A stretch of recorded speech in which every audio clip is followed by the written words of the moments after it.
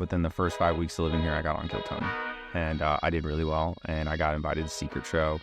And after that, after I did Secret Show, I did well there, and Brian Redband just kept inviting me. I always say we have a special guest, but today we have a special treat. A lot of the episodes we do can be super, super heavy, but we always try to end on an inspirational vibe and everything like that. But today, we have my buddy, Mr. Nicholas Ceppaglia. Yeah, That's said it. I fucking nailed it. Nailed it.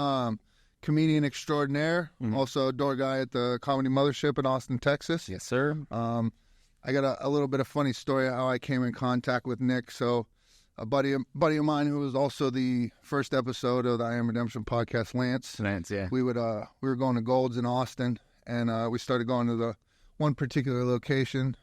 We showed up there. You worked the desk, and we'd shoot the shit every time we're walking in the door, talk a little shit and this and that, and then we found out you're a comedian. Mm-hmm. And then almost right on cue, as soon as we found out he was a comedian, he stopped showing up to open up the gym.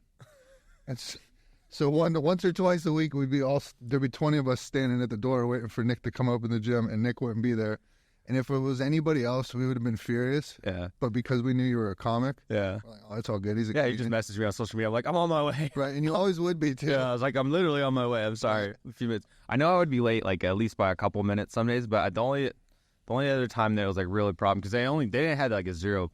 They only let me like fuck up like 3 times there. Oh, really? They're like, yeah, you okay? They're like, the first time they're like, okay. They're like, second time they're okay, and then literally they're like, dude, if this happens again, we gotta fire you. And a week later, I did it. I was just like, fuck. Is that just because you're up late at the club? Oh, that was before the club. Because I got fired, and I brought Frank my keys back. Just very professional. Just was like, hey, I understand. No. I waited a couple months. I just kind of hustled and washed windows and did that, and then I came back to the gym actually. What happened was I was getting ready I had just gotten this other job at like a freight shipping company where you're just like selling freight, basically telemarketing, and then I didn't like that. And right as I had got that job, because I was basically out of money after moving here, so I got this job because it was going to pay the bills.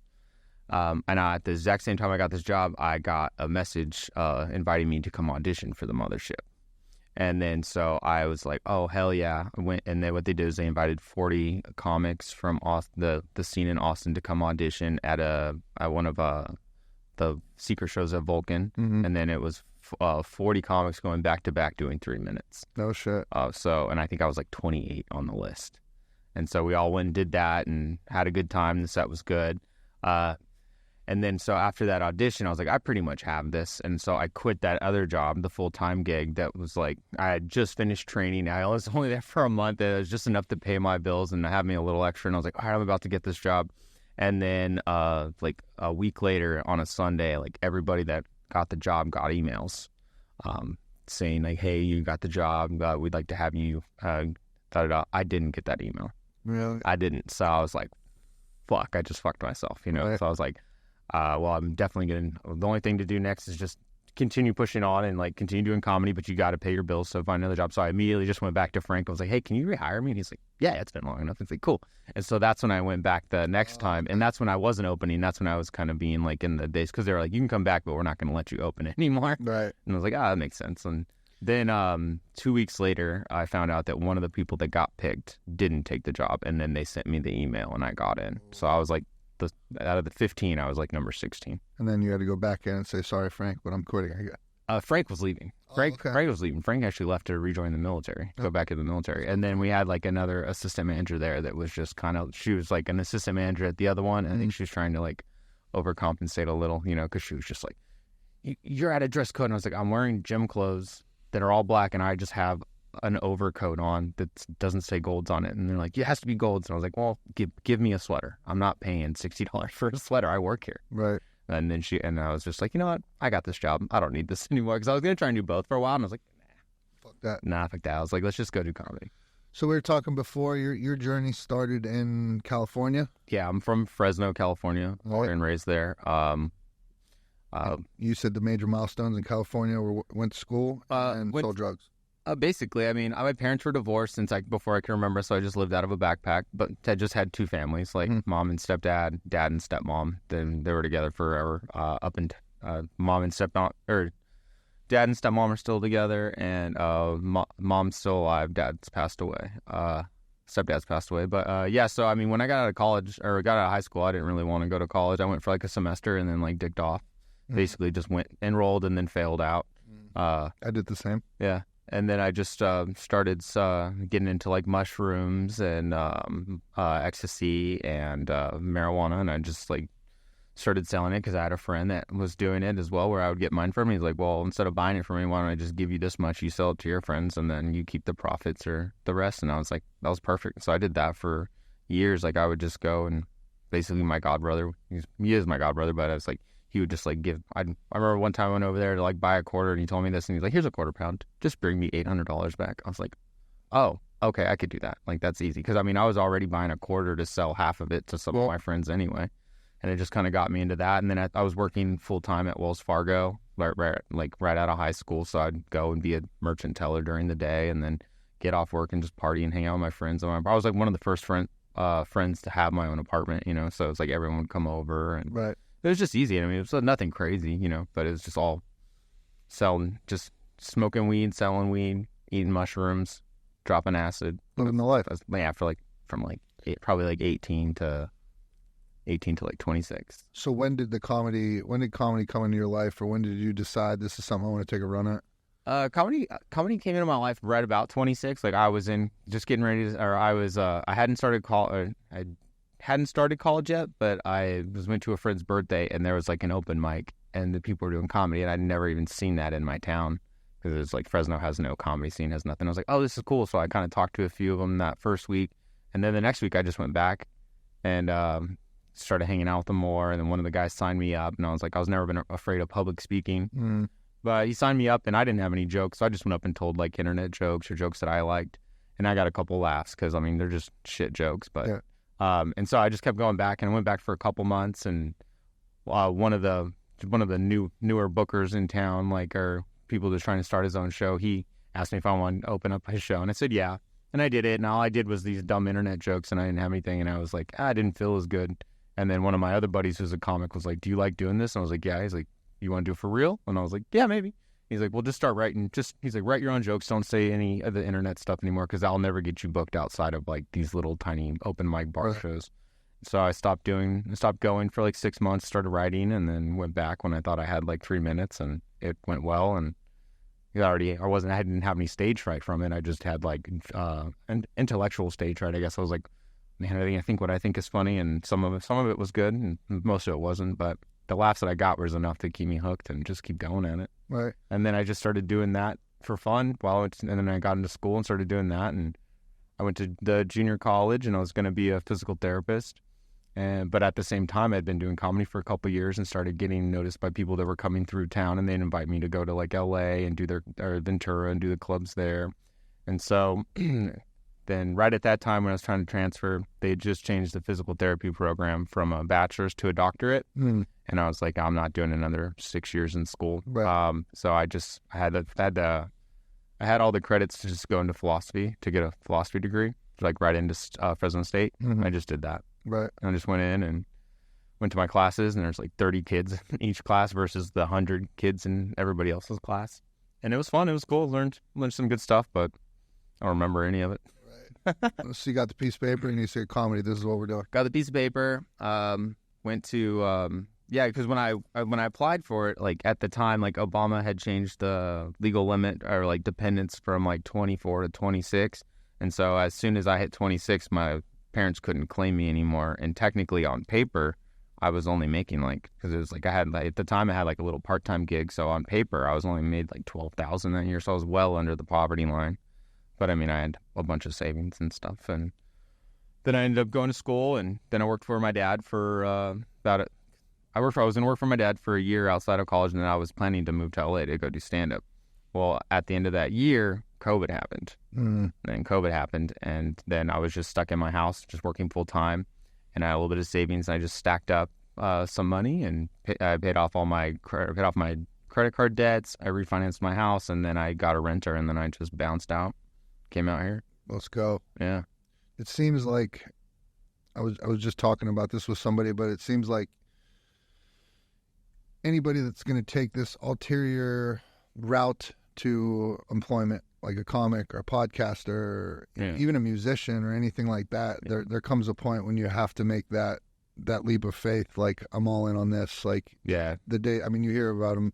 I listen to comedy podcasts. You hear them talk about it all the time, where it's like you're not going to be able to keep this job and do this. And I know for me, it was very much like that. Like, back in May, I left my job. I had a very good job working with a company. I was executive director, but this is where my passion was. This is where my heart was. Yeah. And it's like, right, it's time to either sink or swim. Let's get it. That's right. Yeah, because it was just like you hear, especially like living in the small town that I had, like our shows were like at like bars, you know, and half the time like you'd show up and like half the audience is there for the show or the open mic. But then the other half, this is just their regular Thursday spot. You're encroaching. That like normally there's not a show here. They're just there to one. Yeah, they're there to drink and play pool, and like so they're like, oh, this you're funny. Okay, all right, make me laugh. And I mean that's the scene that we grew up in. Like there's a lot of the Fresno comics have grown up in. Right. It's getting better. I guess they're getting a couple new clubs this year or next year. But every time I would work with somebody from out of town, like they would give me the best compliment to say like you got to get out of here. You got to come to LA.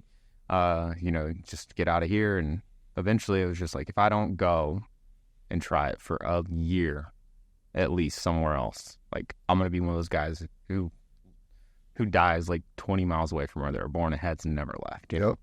So, and I was like, I don't think I could do that. And even if I fail, at least I tried it. Yeah, and, for sure. You know, moving out here was great. I moved out here with everything that I had in my truck, and that was it. I had zero furniture in my apartment for 8 months. I had a sleeping pad and 2 lawn chairs where I started drinking coffee with Nick just in front of my window with just a little, just 2 chairs. For those of you who don't know, he's got a podcast called Drinking Coffee with Nick. It's like an anti-podcast. It's like a little clip show. It is kind of an anti-podcast. Yeah. As soon as we get going, I stop. I turn it off. I go, all right, we're done. I've seen the clips on social media. Yeah. Is there a longer version? No, or no, that's it. That's it. Oh, it is. It's literally it. Yeah. So how long does it go for?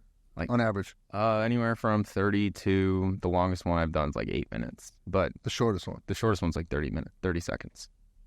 Oh, really? Oh, yeah. Wait, hold on. You said 30 minutes and then you 30 seconds, I mean. So the longest one you've done is 8 minutes? Yeah. So for the drinking coffees with Nick, yeah, because it's like we just like we set up like this and then we goof off and riff a little bit and then right as it starts to get going, I go, that's all the time we have for today. Thanks for stopping by. Is that is there another podcast? I have the other one I have that's an actual podcast is the High Noon podcast with the red-haired gentleman? Mason Smith. Yeah, he's like brown, like light brown. I don't know. He's got so many different color hair. Like half his mustache right now is white from his vitiligo. Oh, really? You know, yeah. Like he's the one that's been to jail, right? Yeah, he's the one that's been to jail. Yeah, his favorite segment of ours is jail tales. He loves talking about to jail with people. Does he? He's gone like 9 times or something like that. Like a lot of DUI stuff and drug stuff when he's way younger. Like he's like definitely like doesn't get in trouble anymore, you know. But he's never been past county. He's never been past county. He and I need to sit down and talk. I can on what comes after that. Yeah, that'd be really good. Actually, that would have been great. I should have picked him up and just made him come. Dude, that's what we were talking before, and you were telling me about him and all that, and I was saying that's what gets me into trouble is because I'm such a comedy fan and I listen to comedy podcasts and like I'm from up north, like. Our love language is talking shit. Mm-hmm. You know what I mean? If I don't know you or I don't have love for you, I don't talk shit to you. Yeah. But my closest people, I talk the hardest shit with. Mm-hmm. And so when I moved down to Texas, not everybody is used to that or like that. Yeah. And so oftentimes in a lot of the circles that I run with, like, I'm never there to hurt anybody's feelings or truly cause damage. I'm just going for a laugh. Yeah, but it really does show you who's really sensitive. Right. Like oversensitive. Right. Like that's the funny thing with joking is too is like my buddy Curtis was talking about yesterday. He's like for being around a bunch of comedians, you think they'd be able to take a joke, and like we can't. We're so sensitive. Like if you joke on us and if you make a joke about a comedian and he gets offended, you're like you really touched on insecurity or something. You know, it's really everybody knows it. So that everybody knows it. Then we really hone in on it at work. Like we'll really hone in on it and just like give the person shit for like an hour.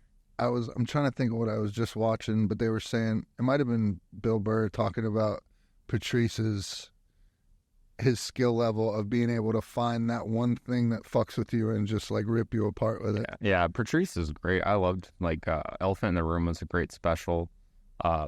He has this saying where he's like, it's easy to kill. Like anybody can kill.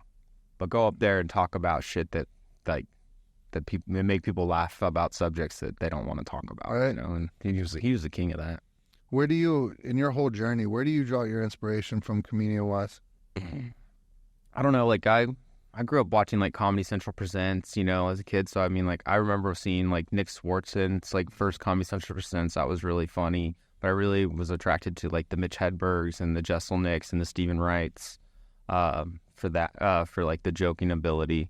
But then my dad and my stepdad, we grew up, he introduced me to Richard Pryor as well. Like, so Richard Pryor and Carlin, just watching a lot of that. And honestly, like, when I was younger in middle school, I was like, oh, I think I could do that. Like, and then like I went into high school, I just never thought about it, didn't think about it at all until I saw that open mic. And I was like, oh, I could do this here.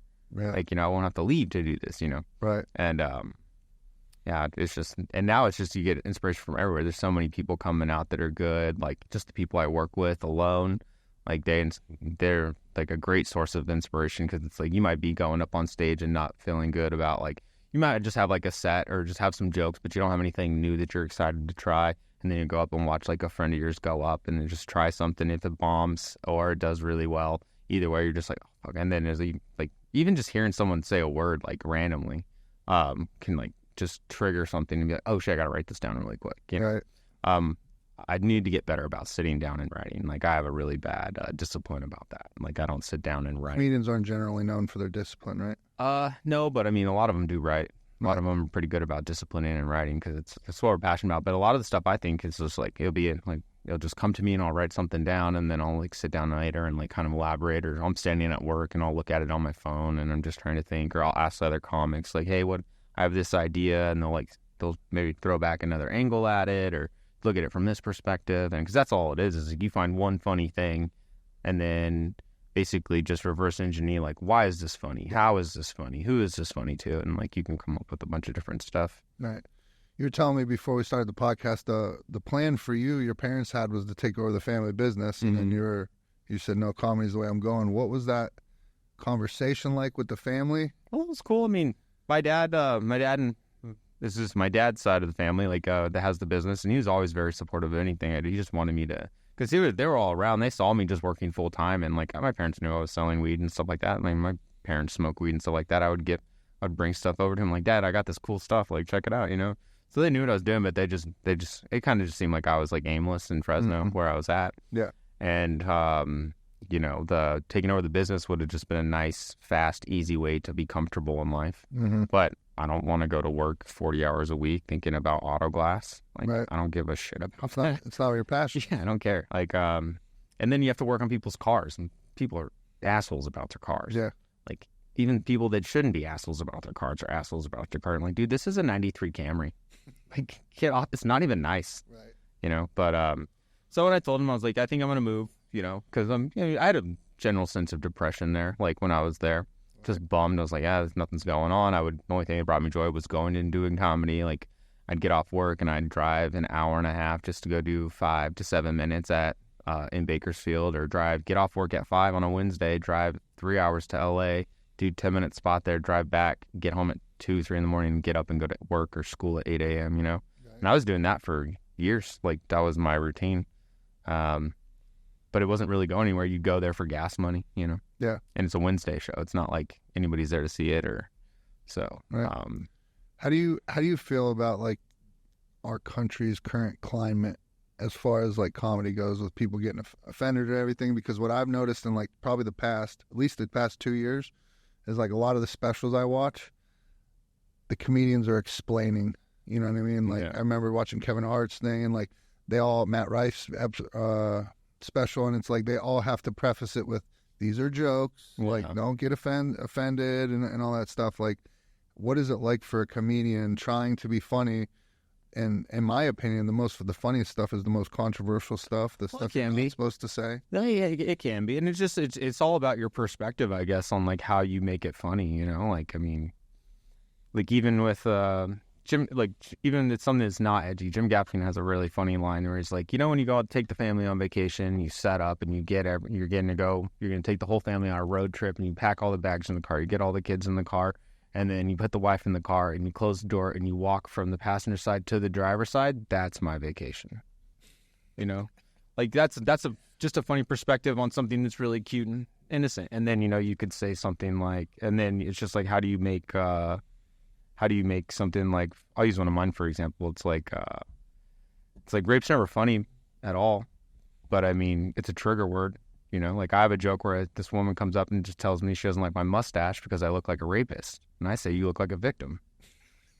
And that's not a rape joke. That's a profiling joke. And profiling's wrong, Right. And it's just all your perspective. I mean, when I was younger, when I first started, I was trying to go for like shit that would like when you first get into it and you want to be edgy, you want to go for like shock and awe.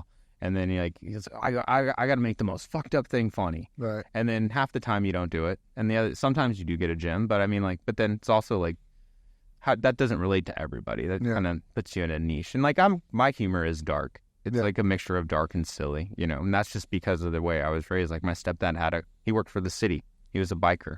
Like he had the worst, darkest sense of humor, Right. And then my stepdad, or my real dad, was like dad humor, misdirection, stuff like that. Right. Like my dad loved, like I would go to school and try and hear the most like, or find out the most like fucked up joke you can say, just so I could go back and tell my stepdad and make him laugh. And then I would try and tell my dad the silly jokes because he would laugh. And as a kid, like then there's nothing better than making your dad laugh. Right. If you busted your dad up, you were God. You were God in your own mind for that day, because he's just like, you can make him laugh. And that's just kind of like where my sense of humor comes from. It's just like, what would make my dad laugh? What is, and then it's just building on it. And then also finding like what you find is funny. And then trying stuff too. Cause like there's jokes I've said for a while that I do enjoy. And sometimes, like I could say a joke maybe 100 times on the 101st try. I just saw a new tag comes to it and just like completes like the joke, and you're like, holy shit. Right. And it's just like getting through it. But I don't know, when you say like coming to like edgy stuff like that, like I enjoy that as well, Right. What it cracks me up, a lot of these people that are so sensitive, why they come to a comedy club, why they come to see a comedian, they don't know who it is or anything like that. How do you feel when you're up on stage and you start catching hecklers? Well, so I used to like hate them. I used to just go. I used to go straight to red. Like I've seen some of your clips your earlier clips where it seems like it was like that. Oh yeah, I've gone like very, very deadpan, very like. Yeah, but I would go like straight to red. I wouldn't even try and be funny. I'd just be like, shut the fuck up, just scream at people. But then at a certain point, like you try and like let it go, and then now it's just like it's happened so much. Like you just kind of have like some things like in the back of your mind that that you can spurt out. Yeah. Like, oh, your mom's a whore, or it's just easy quick laughs that'll make everyone laugh, or you turn it around on them. But there's a balance to that, because like you can turn it around on them, and the audience is on your side, and then you could go like one sentence too long, and then all of a sudden the audience is on their side and they hate you. It's like it's a weird. You just kind of have to fill the room, and like. Sometimes, like, I like to do this thing where I just... It's like walking on a tightrope. It is, yeah. And I like to do this thing where I'll kind of just, like, I'll stop, and I'll look over at the side, and I'll look back at the audience, and I'll look back at the side, and then I'll just, like, whisper. And, like, the audience gets it, because I'm, like, at least I'm drawing attention. Because, like, you kind of have to address certain things. There's some things you have to address. Sometimes you can ignore some things, like people ordering drinks. Like the server will come up and they're ordering drinks, and you can hear them because they're in the front row. And it's like, Obviously you're not going to be like, hey, shut up. They're just doing their job.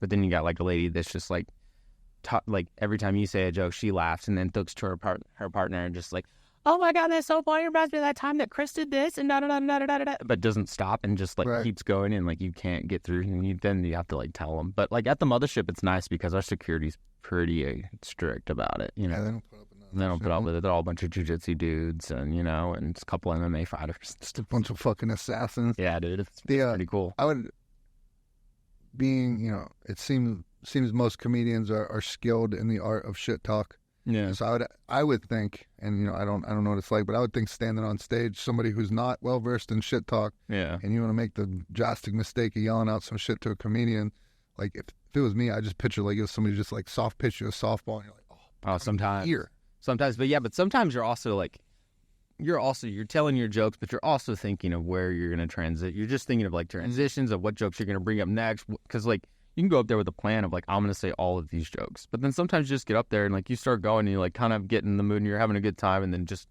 all of a sudden like the riff comes in, the creativity, and just kind of like talk a little more on the subject, or, and then you being so involved in like, or you'll be so involved in like, this joke's next, this just you're just trying to work on something that you've put together, and you're trying to see if it flows or something, and then someone screams out at you and it just like totally breaks your concentration, and then like it's one of the ones where you have to address it, and then you don't even remember like where you were going with like this little thing you were going, then you just kind of have to reset and go back into material, and it's a lot of like riding the wave, Right.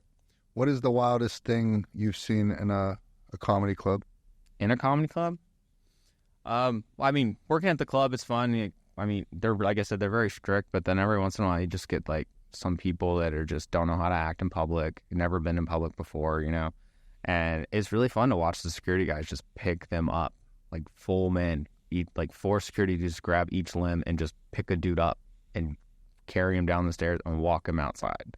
Like this one dude, he was like luckily he was sitting in the very back, and he was just I think it seemed like he was trying to ruin the show, because he wouldn't laugh at the punchlines.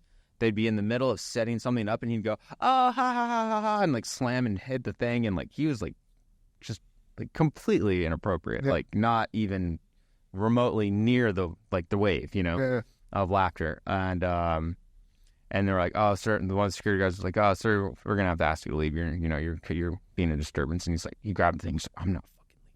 So they were fine. And so one of our guys, he was just like, all right, got on the radio. He's like, sir, I'm going to ask you again. We're going to get you. He's like, I'm not fucking leaving. And then by that time, there were four dudes around him. Each one grabbed an arm, literally picked him up, walked him down. Then we have a steep staircase that goes down.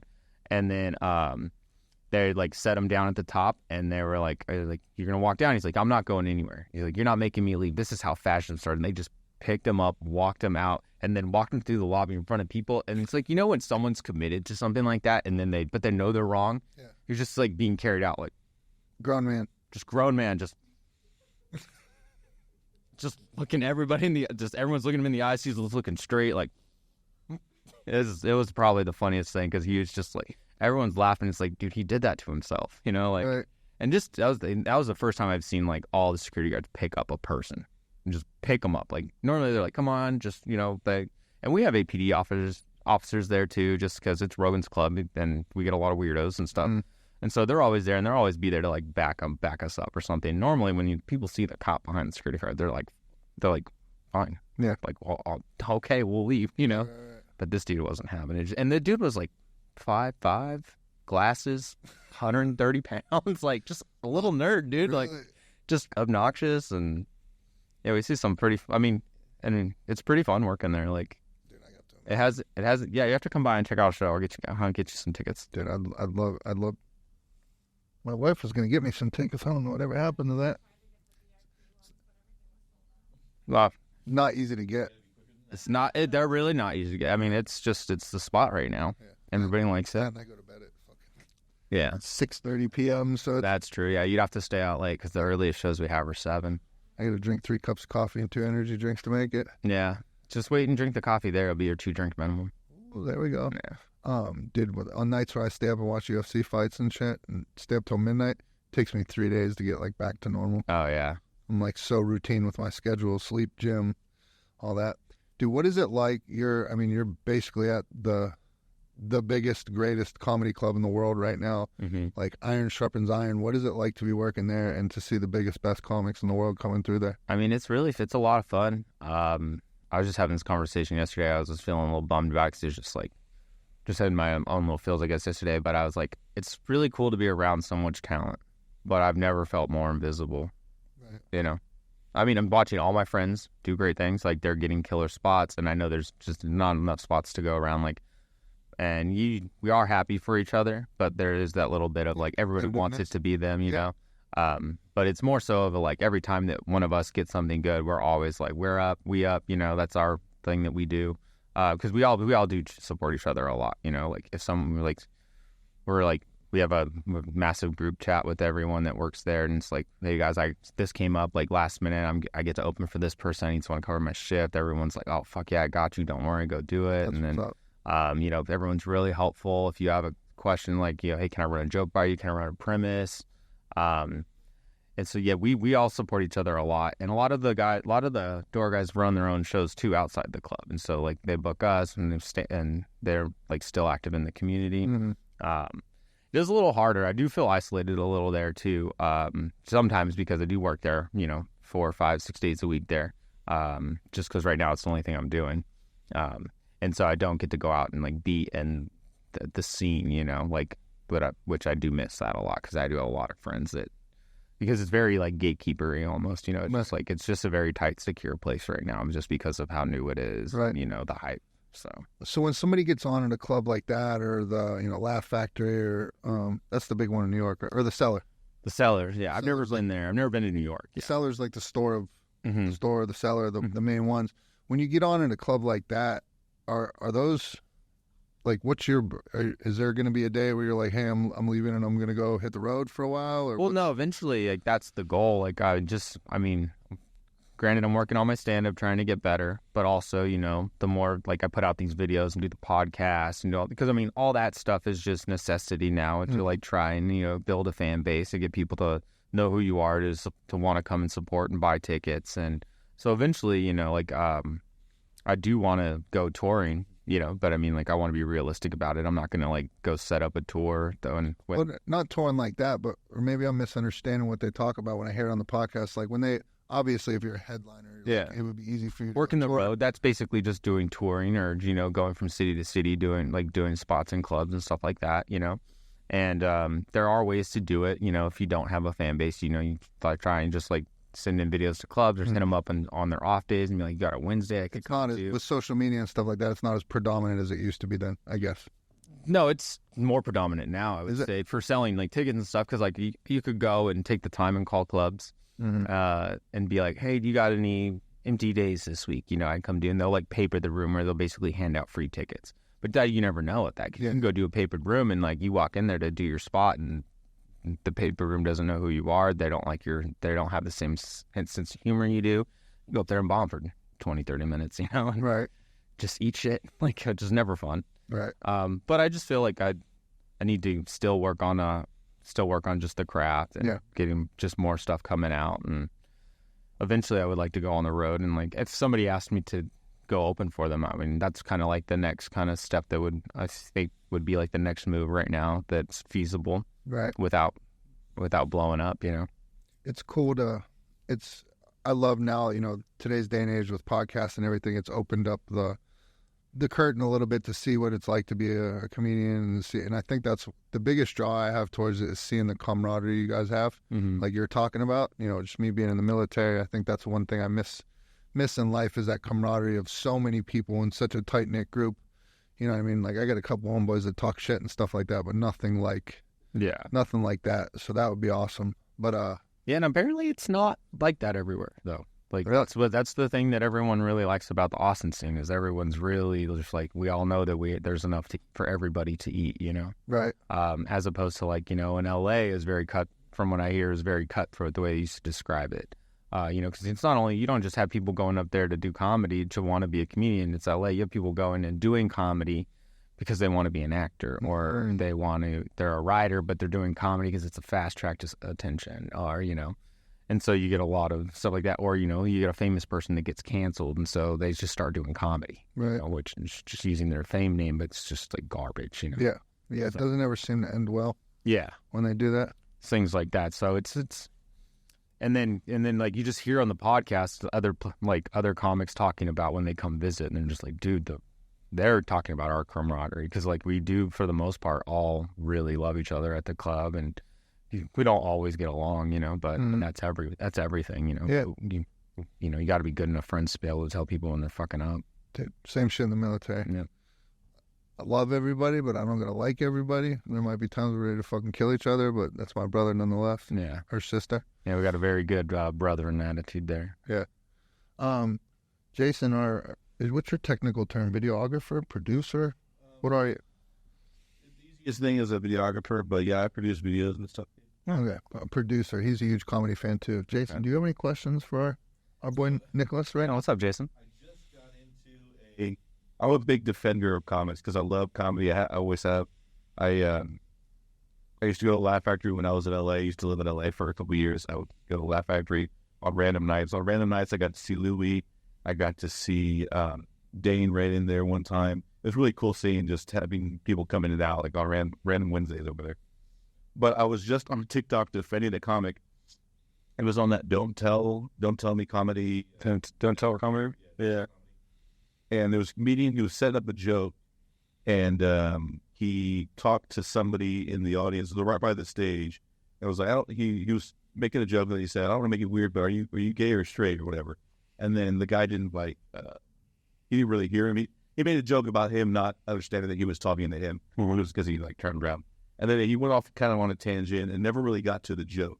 But I responded to a comment in the TikTok that was it's pretty weird to ask somebody their sexual orientation. And then I basically went and was like, well, it's a comedy show. It's not weird at all, Yeah. It's part of the show. Even the guy sitting there knows, it's not weird in that sense. And then I got some comments that were supportive, some that were going on tangents. Oh, you're the person I love to just start talking shit. Because, that's the best is when two people, you post something and one person doesn't like it and the other one does. You're just adding to the post and the views and the algorithm and just keep doing that. Yeah, just keep fucking commenting on people's stuff. Yeah, it's so funny, but some people get crazy. And they already started to, so I stopped responding because then they went off on some tangent about philosophically what it means to be offended. I was like, the next comment was, I bet the guy that was sitting there wasn't offended by that question. Yeah. And you're all up in arms about it. So that was one of the things. I was like, what's it like? I was going to say, that happens 8 times. That happens 8 times every night. Sir, are you gay? So that was one of my questions, maybe I'm wrong. No, I don't. I feel like comedy. Honestly, dude, don't.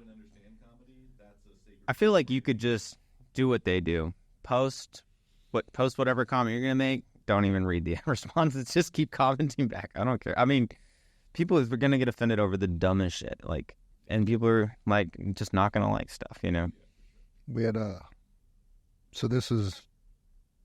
there's been a lot of stuff I did. There's a lot of stuff I've done over the past 6 or 7 years that have been in public with my story and the documentary and all this stuff.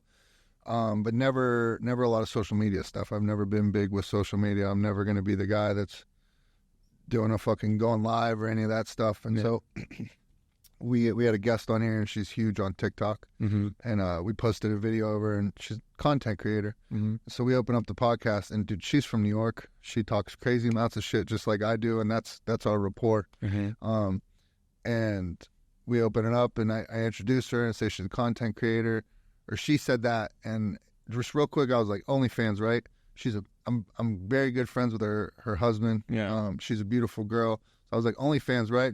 And dude, she fucking knocks it out of the park, and she's like, I don't know, these bills keep stacking up like that. And we just went right on to the thing. And then, of course, for the first time, I get something, and I saw it. Yes, doing good. I get my couple negative comments in there, and immediately people are like, can't we just respect beautiful women? And some dude called my beard feral. He said I had a feral beard. That one was good. I gave him a laughy face. But it was like this time where it's like, man, I do this to put positivity out into the world. Yeah, and that's the thing. It's like, you don't read the comments. You're going to do it. Right. Don't even if it's something that makes you angry, don't respond. Right. So, just leave it alone, just because, no matter how good you post something, you're going to have negative comments. Right. And that's... Some people's whole day is just how can I wake up and post a negative comment? You know, and they're just trolls. And dude, I asked her, I'm like, I asked him, I was like, was that bad? And everyone was like, no. I'm like, what the fuck what are they tripping out about? You gotta you can't read them. But dude, there were so many, because they left so many openings where it's like, I could go in right now. I mean, if you got something that's funny, well, see, that's good too. You can always go with fun, but you always gotta remember, if you go in with fun and respond, somebody else is gonna come back, have something that's gonna be funny too. The funny thing about this stuff is I think when people comment or do that stuff, they don't ever think somebody's going to click on your profile and look at your posts, what you look like how many followers you got, all that. You're leaving yourself open right there for 100%. And like, the material I can come back with, right? and then half the time you'll go and click on one of those profiles, and it's just a trash account. And it's their fucking, it's the account that nobody knows I have. It's got 2 pictures of a waterfall and, maybe a meme on it. And it's the Russians. Yeah, and there's no picture, no profile picture, Mm-hmm. And it's just some guy. I mean, we all have burner accounts somewhere, We all have burner accounts somewhere. What 5 years from now, where do you hope to see yourself? 5 years from now, I hope to see just a plethora of new material, going to be probably, hopefully, putting the baby in kindergarten, everything goes well. I Yeah. didn't know if you wanted to talk Yeah, about we can personal talk about stuff. Yeah, no, thank you. Yeah. The girlfriend is now the baby mama, so that's kind of cool. I have the most street cred I've ever had in my entire life. Congratulations. They're like, you want to marry her? I was like, no, I have street cred now. I got a baby mama, Made me legit. No, she's great. Yeah. Is she from here? She came She's from California? she was born in Temple. Her dad's side of the family's from Temple, and then her mom's side of the family's from Lavernia out here. Some of my worst days of my life have been spent in Temple, Texas. Yeah. Yeah, that's where when I was deepest in my heroin addiction. I got you. You did heroin. That's so cool. I can't wait to be old and do that. Like, I want to do the Little Miss Sunshine route where the grandpa's like, I'm 75 years old. This is the perfect time to start doing heroin. What are you talking about? I skipped. Like, Yeah, no, I hear it's incredible. I hear it's incredible. There's a reason it's a problem. Yeah, no, I know. Yeah, dude. When it came to like weed and shrooms and stuff like that, I did all that, but it just never tickled my fancy. Weed never got me where I wanted to be, and then I discovered. Oh, weed's just a cruiser, but man, mushrooms will take you where you want to go. You just got to eat more.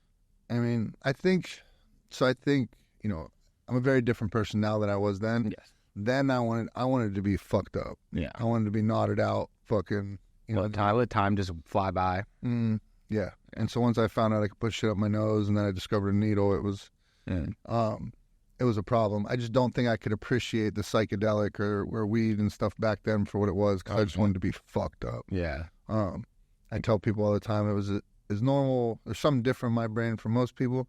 As normal it is for you to wake up and brush your teeth in the morning, that's how normal it was for me to wake up and shove a needle in my arm. Yeah. Yeah, I have a buddy. I have a buddy who's an ex-heroin addict. He's a very funny comic, Nat Rogochowski. But I'm not saying anything out of line. This is stuff he's talked about on our podcast. Check out the Heinian podcast on YouTube. But he was just like, people are always telling him like, oh, you just haven't found this right strain of weed. And he's like, dude, he's like, if I take one puff of weed in 3 hours, I will be smoking crack in an alley with a homeless person. Really? He's just like, it just, for some reason, like for him, it's like if he does anything, it just immediately goes. Right. And he's been sober for I think like 5-6 years now. So yeah, Shit. he's very good. He'd be a good person. I can set you up with him and see if you're down. Yeah, I'll give you a couple good I'll give you their social medias and stuff like that. Let's go. Everything. Good shit. Get some good redemption stories and stuff. That's how alcohol was for me. That was my, you know what I mean? Like, I never had any trouble like saying no to weed or any of that stuff. But alcohol was I'm an alcoholic in the way I never woke up and drank. I never drank till I puked, and none of that stuff. Yeah. But I would get to the point where I could get clean off the drugs, and I'd be like, well, I'm not an alcoholic, so I'm good. Yeah. And I'll have 2 beers, and that would be fine. And then one night I'll have 4 beers, and the night I have 4 beers, then I'm snorting rails off the back of the toilet before it's all said and done. I'm slumped over. Yeah, no, I mean, it's crazy. I mean, because, that's the thing, too, is like, right before I moved out here, too, in like 2019, or the end of 2018, no, 19, I got a DUI. Basically, we were at a music festival with some friends, and I'd shown up, and I was just hanging out with all my friends. And when everyone at the festival, everyone's bringing a bottle. Like, Nick, you want a shot? You want a shot? And yeah, sure. And I wasn't in the best headspace at the time. We were just out partying that weekend, and I was just taking shots of everything, and ended up just getting super drunk. And I was like, I'm fucked up. I need to go to bed. And so I went to lay in my friend's tent because it was like a camping festival. I went and laid in my friend's tent, and then I just woke up looking at the rearview mirror with lights like behind me. So at some point, just in blackout mode, passed out in the tent. I just got up and went to my car and like tried to drive the 30 minutes home. And I got like a mile away. I got to my exit like on the freeway. And I guess I was in like lane 3, and I just went just right over. And this was at like 2 a.m.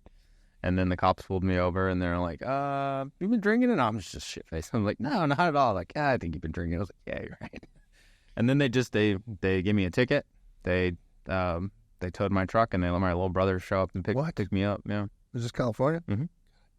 Yeah, they were like, we're not going to take you down because I blew like a .24. And they give you a ticket? It was a full DUI, but it was a full DUI. But they didn't take me like to the drunk tank. They didn't arrest me. They were like, you can call someone to come get you. We're going to impound your truck.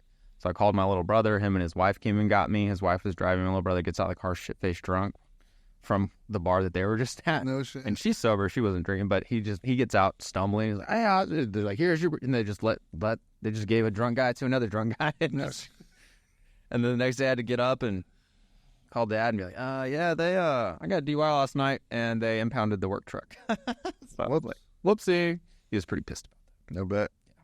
Babe, do you have any questions for Nicholas? Jason, I don't want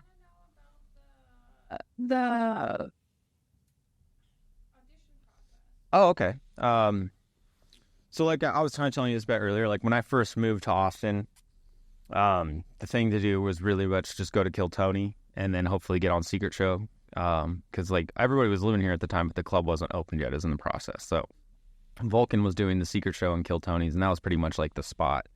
So you pretty much go to Kill Tony, you sign up, and you would get your name called and go up and do a minute, and then they interview you.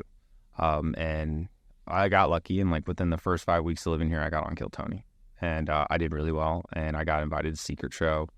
And after that, after I did Secret Show, I did well there, and Brian Redband just kept inviting me back throughout the year, probably like once a month, once every 2 months, maybe, you know. Those 5 slots were 10. His first one was 5 because that was like the first time, like, you come and open Secret Show and we'll see how you do. And I went up and did 5 and I just crushed. And then the next time I got to do 7. And then after that, it turned to 10. And then now when I go, I get like anywhere between a 10 to a 13, 15 minute spot there, which is fun. But that just kept like bringing it back. And that kind of like put me in the scene because I moved here. I didn't know a single person. I just was everywhere I'm going. I'm like, hi, I'm Nicholas. Hi, I'm Nicholas. Hi, I'm Nicholas. You know, like, and then I'm just following everyone on Instagram because that's the only way you can really remember like who you met or what their names are. And then, so I was doing that, but I kept getting Secret Show. So the people there knew me, and I was pretty much allowed to go into Vulcan like right out the gate. And that's where I met my podcast co-host Mason, and I actually joined his podcast. It was already pre-existing. Gotcha. High Noon Podcast. And then I started doing, and then I was like, well, shit, everybody here has content, you know. I wasn't getting on any shows. I was just doing the open mics. I was like, but everyone's getting good content. And so I started the Drinking Coffee with Nick just to have content to put out. That's on Instagram. It's also on my TikTok as well. Nicholas _Ceppaglia, TikTok, Instagram, YouTube. Use that camera. TikTok, Instagram, YouTube, Nicholas _Ceppaglia. Shameless plug. And then I just started doing that, and then people were like, oh, that's really funny. Can I come be a guest on that? And then that's kind of what started. I was like, oh, yeah, come be a guest. And then that's what kind of started the, like, just having people on. And it was basically just a good way to, and for the people I was meeting out the mics, I'd invite them over for coffee. We'd film for 5 minutes, low stakes, and then I'd turn the cameras off, and then we would just hang out and have coffee. So it was basically just a way for me to make friends, like, moving here. And it kind of worked out because, I mean, there's people there that, like, I've had on and haven't talked to since. There's people that have been on that are like, yeah, we're definitely friends, you know. And it's not so much that, like, the people that I don't talk to since, it's just, we just didn't vibe, you know. Yeah. Didn't vibe all that well. It wasn't nothing there. Right. But it was a good thing, good way to make friends. And then one day I got an Instagram from another comic who moved from LA, who's like Hassan Ahmad. He's a very funny comic, regular at the Ship. And he sent me a message saying that this is like big mass text, you know. It's just like, you've been selected, you've been invited to come audition for the door guy position. It's going to be this time, da da da da. And it was at a Secret Show, and they did like an hour worth of Secret Show, and then at 9 o'clock they had 40 comics back to back just go up and do 3 minutes instead of like the normal 10-minute spot. And so it was just brutal. And I remember going up after my friend Miles, who's like Miles Johnson's one of my favorite to watch, like very funny. I went up after him, and he did very well. And I got off, and like, 'cause part of me was also thinking, like, I was like, man, this might just be a just for appearances kind of thing. They might already have like who they want picked out, you know, because you never could really know. And then then after I got off, I was just like, no, I'd crushed. I'm getting the job. And then at that time I was going to finishing up training at this freight shipping company, and I was like, no, I got this job. And so I was like, I was sitting at the desk one day, I was like, I can't sit at this fucking desk for 8 more hours. I was like, I lied. I was like, yeah, I gotta leave. I got the job. I was like, I got the job. And then that was on a Friday. Saturday happened, Sunday happened. All my friends that got the job were like posting like, oh, I got the email, like I got the job, da da da, and like I didn't get an email. Right. And I was just like, oh fuck. I like burned my I was like, fuck this, dude. I was like, I bet on myself this time and it lost, because when I left home, I was like, I got to bet on myself and move out here. And I was like, and then so far it seemed like it was winning. And then I had quit that job. And I was like, I'm betting on myself. I have this job. And then 2 weeks went by and I didn't get it. And or they all got the emails and I didn't. So then that very next Monday, I went to Frank and was like, hire me back. And he's like, okay.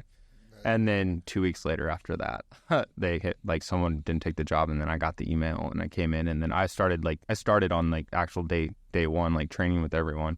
I just got the job 2 weeks after everybody else. Did you know other people that auditioned? Because if you're not applying, then it's well-known people in the area, right? Well, that's the thing is it wasn't you couldn't apply for it. You were handpicked. So it's at the booker, Adam Egan, he's the talent coordinator in the booker at the mothership. He's I'm sure he had help with insight from other other big name comics around. But they were because they were we need just lived here. Just lived. Because the club was getting ready to open, so they don't want to hire someone they're not going to hire someone to work, that is flying back and forth from New York or LA or something. But yeah, so we got the opportunity, and even the booker was telling us, he was like, yeah, but I was like, I had to fill 15 positions, but he was like, I didn't even think I was going to be able to fill 12. And then the audition happened, and I was like, fuck, how am I only going to fill 15? Because the talent that's out here, it's like a lot of the people, you'll go out and you'll see people, and you'll meet some people that are just insane, and they're like, I moved here to start stand up. I'm like, that's retarded. Why would you do that? Yeah. Get good and then move to a scene, or not get good, but at least do it. Don't start in a scene. Or there's some people that are they come to Kill Tony every Monday and they sign up and they're like, I want to be stand up, but I'm not. They're like, have you done any mics? Like, no, my first time to be on Kill Tony. I'm like, why would you want it that? Yeah, right. A lot of people it's just some people but then there's the flip side of that is the people that moved here. They moved here and they're not here to fuck around, Right. Dude, when so it would have probably been about 7 years ago now. I was living in Temple, Texas, newly sober, and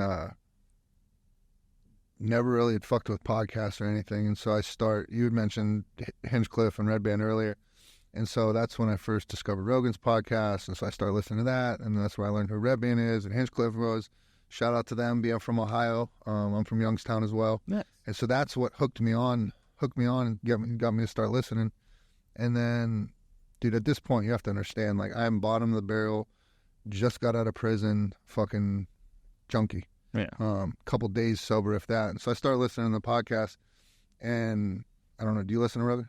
I listen to him when he has the comics that I like. Okay. I'm not a religious. I've never even listened to a Rogan episode until I got in my car and drove here. Gotcha. I was like, I have 26 hours. I was like, wait, there's plenty of podcasts. Yeah, 3.5 hours, let's go. Because I would always seen him on Fear Factor and stuff. I never really had seen his comedy. Yeah. And then all of a sudden he just became huge. And then I've seen his specials once they came out on YouTube and stuff, but before that I didn't really know. I just kind of knew him from Fear Factor, and then I was like, and then I'd start seeing when I see him interview on Sports, and oh, that's Fear Factor guy doing UFC now, But then I saw his couple of his specials he put out, but I had never listened to the podcast. And then I just was like, fuck it, and I listened to a bunch of episodes on the way out here. Now I kind of make it a point to be like, who's here, who's whenever, I just, on the way here, I was listening to the Tim Dillon one. Mm-hmm. Just so I'm listening to these episodes, and two people I quickly discovered who were Cam Hanes. I don't know if you know who he is, but Ultra Runner, Jack Hunter, all this, and then Jocko Willink. Mm-hmm. So these were two people I didn't even know existed, and so I was fascinated by them. And I was like, how the fuck does some human run for as long as Cameron Hanes does? Or how does somebody wake up every day at 4:30 in the morning, and Jocko's taking a picture of his watch and exercising every morning? And that seemed so foreign to me. Mm-hmm. But I always followed them. And little did I know that, never having been a runner before, would eventually end up in Austin, get sober, get involved with running, and within a year, I would be running a 100-mile race. And through that, the discipline through it all is like what put the discipline, the structure back into my life of getting into running. And so running ended up being this huge redemption in my life. It lit a fire up under my ass when I needed it to.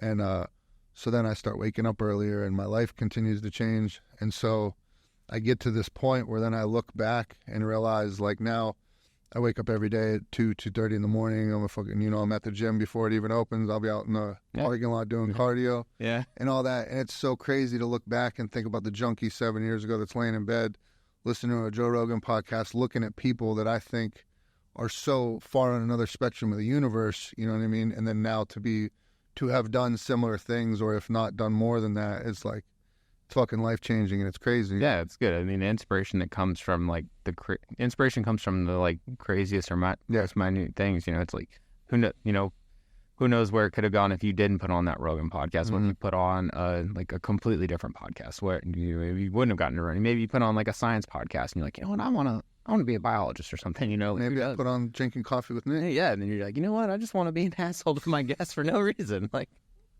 But that's my favorite thing about it, because it is like I get a lot of comparisons to between Two Ferns and Drinking Coffee with in cars. Yeah. With like the smart ass and then the coffee, and it's just like, yeah, I mean, it's kind of where I got the inspiration from. But it's also I just needed something for content, and it's like this was the easiest thing that I do every day. I drink coffee every day. Right. It's perfect. It's the easiest thing. It's perfect. Yeah. And I mean, when I got here, I didn't think I was gonna be on I have my own podcast, you know, let alone like have someone that I connected with and invite me to just join his podcast. He's like, the podcast is better when you're on it, to be on it. And I was like, all right. And then going pretty well. It's like we're on a break right now. We're going to start filming back up in January, but we have so many episodes we got to get out. That's good. Yeah. How often do you guys drop? Every week. Every Monday. Yeah. Mm-hmm. It comes out every Monday. We didn't put out one out this week just because it's Christmas. Mm-hmm. But every Monday it comes out on YouTube, I think at 8 a.m. in the morning. Supposed to. Nick? Should be 8 a.m. Should be 8 a.m. in the morning for talking to our producers. Yeah.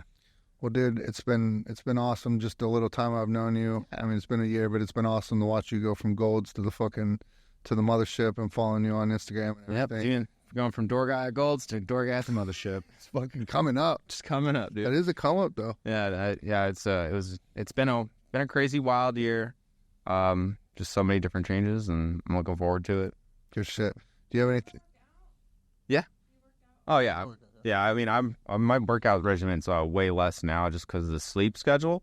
So I'm like when we met, I was there 6 days a week for an hour and a half. But like now I'm kind of doing the mic. I discovered Mike Metzger. Yep. And so I've been doing the heavy duty training, 30 minutes every other day.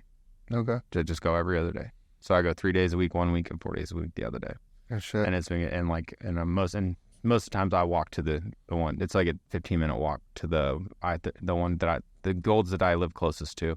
If it's nice out, I will walk there, 15 minutes, work out for 30 minutes, walk back. If I don't have time, I'll just drive, and it's nice because like at one point I was like I got kind of bummed with this flip of the schedule. It's like I don't have time to work out. I can't go spend an hour in the gym or an hour and a half in the gym like I enjoy doing like I used to, and I was just too tired. And I was like, you at least go for something, you know. And that's when I ran into the Metzger thing. So right now I'm working out like consistently about anywhere between like 60 to 70% max weight, you know, and then just going for slow and controlled and 6 to 8 reps on everything and no break, just supersetting the entire workout. And it hurts. We used to see him. We'd be standing in the parking lot waiting for the gym to open, and it would be like 10 or 15 minutes. And we'd see him in there doing some like handstand or some fucking crazy exercise. They're doing handstand push-ups or deadlifting in the back. Like that was the fun. Just like real quick, and then here he was shooting a video. We were like, what the fuck is he in there doing? Like, shouldn't he be opening right now? I mean, and the opening duties are just like you get there, you turn the lights on, you know, just fill the careful. Well, you know, but I'd have to be there at 4:45, or supposed to. I would already be there doing cardio in the parking lot and shit. Yeah, he'd be walking, just making loops in there. I'd be like, all right, cool, let me just turn it all on, and then I'd have to wait till 5. They're like, don't open the doors before 5, and I'd always open up at like 4:59, 4:55. I'm like, just kidding, because I'm done, I'm ready. Look out. Yeah. You got anything, you want to plug your podcast and everything again? Anything else you want to plug? Oh, yeah, I don't know if I mentioned it yet. I got a podcast on YouTube. It's the High Noon podcast. Check it out, high_noon_pod on all the social medias, YouTube. That's the best way to find it. Nicholas_Ceppaglia on all social medias. Come to the mothership. Check out a show if you can get tickets. If you can't, standby line works. It really does. You'll get in. But yeah, other than that, thanks for having me. Of course. And what's your boy's name? Mason Smith. Mason. That's who you do the podcast with? That's what they're doing. Yeah, Mason Smith. He's my co-host on the High Noon podcast. And there's, what's the jail segment called? Jail Tales. Yeah. Jail Tales. Yeah, he loves that segment. All right, Mason, we gotta exchange some jail tales. Yeah. I have some for you. All right, yeah, we're gonna have some fun on that. So this is called the I Am Redemption podcast. The way we like to finish the I Am Redemption podcast is you come on, you've told your story. Mm-hmm. People know, they know about you, but they don't really know who you are. Mm-hmm. So if you'd be willing, if you take a look into your glorious camera and maybe throw out some I am statements that lets everybody know who Nicholas is. I am retarded. I am funny. I